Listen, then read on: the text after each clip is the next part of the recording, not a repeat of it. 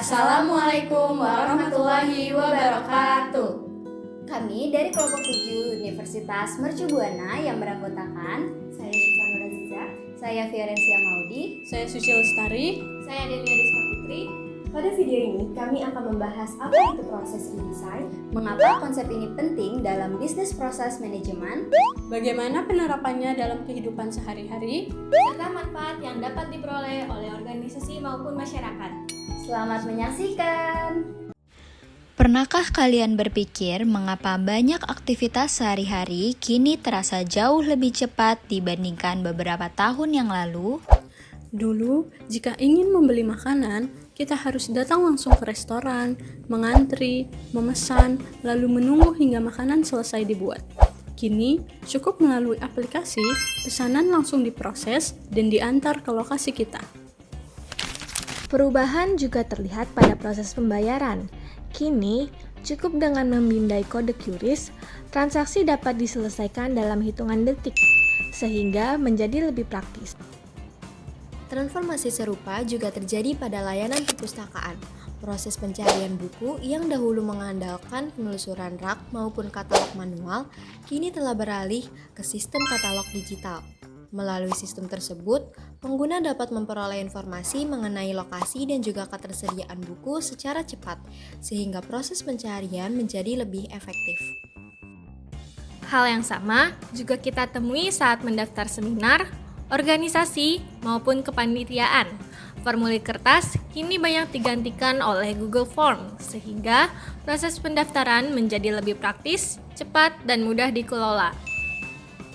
Ternyata semua contoh yang telah kita lihat memiliki satu kesamaan.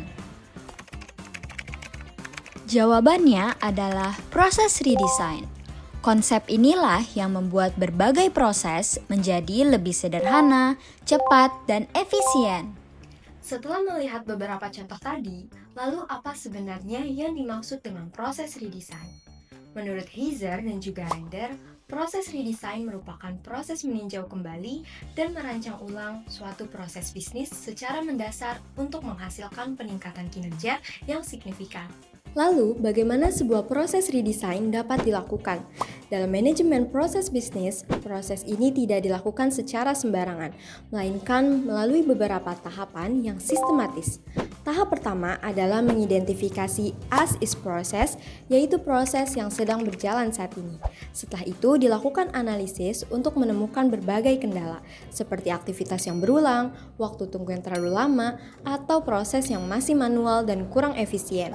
Berdasarkan hasil analisis tersebut, organisasi kemudian merancang to be process, yaitu proses yang baru dan lebih efektif. Selanjutnya, proses baru diimplementasikan dan dievaluasi untuk memastikan bahwa perubahan yang dilakukan memang benar-benar mampu meningkatkan kinerja. Dalam melakukan proses redesign, terdapat beberapa strategi yang umum untuk diterapkan. Pertama adalah activity elimination, yaitu menghilangkan aktivitas yang tidak memberikan nilai tambah sehingga proses menjadi lebih ringkas. Yang kedua, ada automation, yaitu menggantikan pekerjaan manual dengan sistem otomatis untuk meningkatkan kecepatan dan juga mengurangi kesalahan. Ketiga, integration, yaitu menghubungkan beberapa proses ke dalam satu sistem sehingga informasi dapat mengalir dengan lebih mudah. Yang terakhir adalah simplification, yaitu menyederhanakan alur kerja agar lebih mudah untuk dipahami dan juga dijalankan. Strategi-strategi inilah yang menjadi dasar dalam menciptakan proses bisnis yang lebih optimal. Sekarang, mari kita hubungkan kembali dengan contoh yang telah kita lihat di awal video. Pada GoFood, proses redesign terlihat melalui penerapan integration dan automation. Pelanggan, restoran, sistem pembayaran, dan mitra pengemudi terhubung dalam satu platform sehingga pesanan dapat diproses secara otomatis tanpa pelanggan harus datang langsung ke restoran. Pada QRIS, strategi yang diterapkan adalah activity elimination dan automation. Proses menghitung uang tunai, memberikan uang kembalian, hingga memeriksa keaslian uang dapat dikurangi karena seluruh transaksi dilakukan secara digital. Selanjutnya, pada katalog digital perpustakaan, proses pencarian buku menjadi lebih sederhana melalui simplification dan automation. Pengguna tidak lagi mencari buku secara manual di setiap rak, melainkan cukup memasukkan judul buku pada sistem untuk mengetahui lokasi dan juga status ketersediaannya. Sementara itu, penggunaan Google Form dalam proses pendaftaran merupakan contoh automation dan integration. Data peserta langsung tersimpan secara otomatis dan terhubung dengan spreadsheet, sehingga panitia tidak perlu lagi melakukan rekapitulasi secara manual. Melalui penerapan proses redesign, organisasi dapat memperoleh berbagai manfaat. Proses bisnis menjadi lebih cepat karena aktivitas yang tidak diperlukan dapat dihilangkan.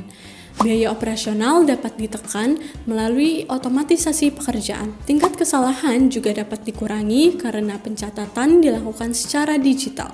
Dari sisi pengguna, layanan menjadi lebih mudah, praktis, dan juga memberikan pengalaman yang lebih baik. Dari pembahasan yang telah disampaikan, dapat disimpulkan bahwa proses redesign merupakan upaya merancang ulang proses bisnis agar menjadi lebih efektif, efisien, dan mampu memberikan nilai tambah. Perubahan ini tidak hanya berfokus pada penggunaan teknologi, tetapi juga pada penyederhanaan alur kerja, penghilangan aktivitas yang tidak bernilai tambah, serta peningkatan kualitas layanan. Hal ini menunjukkan bahwa proses redesign telah menjadi bagian penting dalam manajemen proses bisnis untuk membantu organisasi beradaptasi dengan perkembangan teknologi dan kebutuhan masyarakat. Nah, itu dia pembahasan kami mengenai topik proses redesign. Mohon maaf apabila terdapat kekurangan dalam penyampaian kami. Terima kasih telah menyaksikan.